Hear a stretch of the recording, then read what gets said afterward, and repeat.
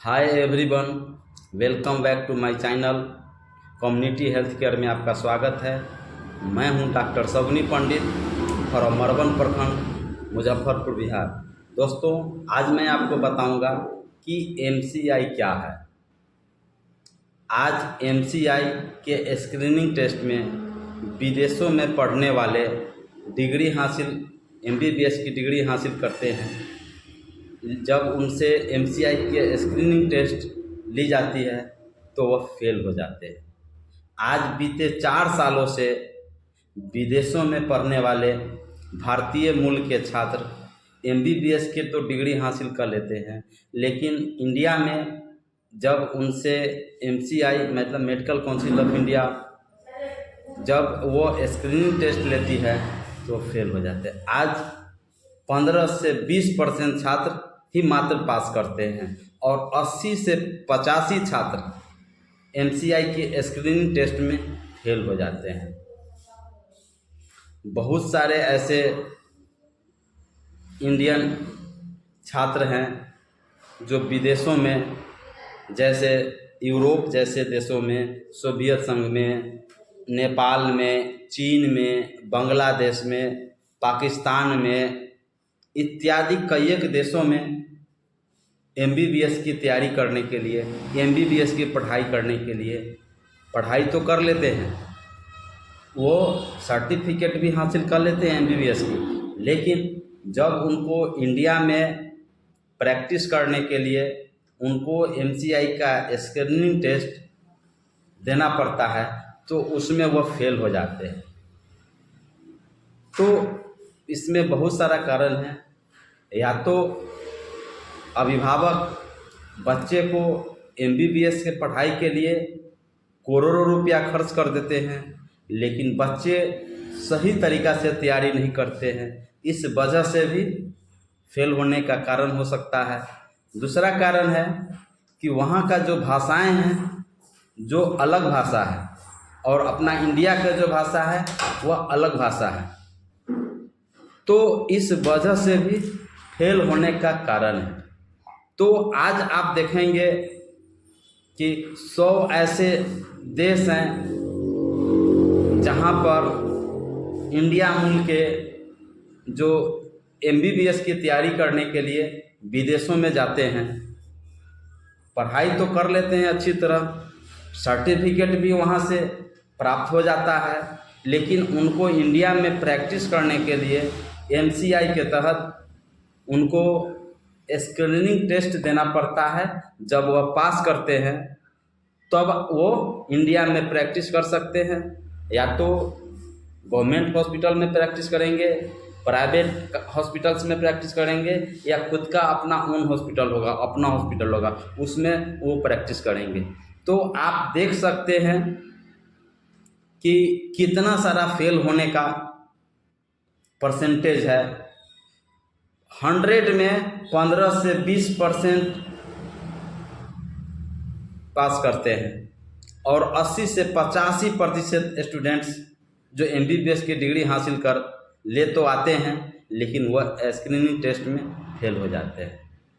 यह सिर्फ और सिर्फ विदेशों में डिग्री हासिल करने वाले एमबीबीएस डॉक्टरों से एमसीआई की स्क्रीनिंग टेस्ट ली जाती है। वहीं भारत में अगर एमबीबीएस की डिग्री हासिल प्राप्त कर लेते हैं तो उनको एमसीआई की स्क्रीनिंग टेस्ट देने की ज़रूरत नहीं पड़ती है, चाहे वो गवर्नमेंट अस्पताल से एमबीबीएस की कोर्स करे या फिर प्राइवेट कॉलेजों से।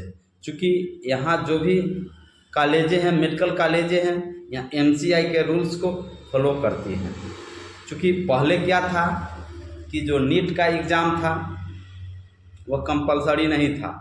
आज मेडिकल की तैयारी करने के लिए आपको नीट निकालना कंपलसरी है, और उसमें भी आप देखेंगे 720 मार्क्स में आपको कम से कम 70%, 80%, 90% मार्क्स लाना आपको अनिवार्य हो जाता है। फिर आपको मेडिकल में तैयारी कर पाएंगे, मेडिकल में एडमिशन आपका हो पाता है। वही जो एमसीआई जो विदेश में जो भारतीय मूल के जो स्टूडेंट्स हैं वहाँ एमबीबीएस की डॉक्टरी पढ़ाई करने के लिए चले जाते हैं, लेकिन जब इंडिया में आते हैं जब उनसे जब एग्ज़ाम लिया जाता है एमसीआई के स्किन टेस्ट, तो फेल हो जाते हैं। तो यहाँ अब बात करेंगे कुल कितने एमसीआई के स्क्रीनिंग टेस्ट में कुल कितने मार्क्स होते हैं, कितना परसेंटेज लाना पड़ता है। तो दोस्तों मात्र 300 पूर्णांक होता है। 300 अंक में उन्हें मात्र 150 नंबर लाने की ज़रूरत पड़ता है। 50% भी अगर ले आते हैं तो वह स्क्रीनिंग टेस्ट में सफल हो जाते हैं, पास हो जाते हैं, जिससे कि उनको ऑर्थराइज मिल जाता है कि भारत में वो प्रैक्टिस किसी भी कोना में, किसी भी जगहों पर वह प्रैक्टिस कर पाएंगे, चाहे वो मेडिकल कॉलेज हो, गवर्नमेंट मेडिकल कॉलेज हो, या फिर प्राइवेट मेडिकल कॉलेज हो, या फिर उनका अपना अस्पताल हो। तो आप आंकड़ा देख सकते हैं। अब जो है सरकार की है, इसमें बहुत सारे घोटाले हुए हैं, बहुत सारी रिश्वतखोरी हुआ है। तो सरकार एमसीआई को जगह पर एनएमसी, नेशनल मेडिकल कमीशन, राष्ट्रीय चिकित्सा आयोग बहुत जल्द लागू होगा।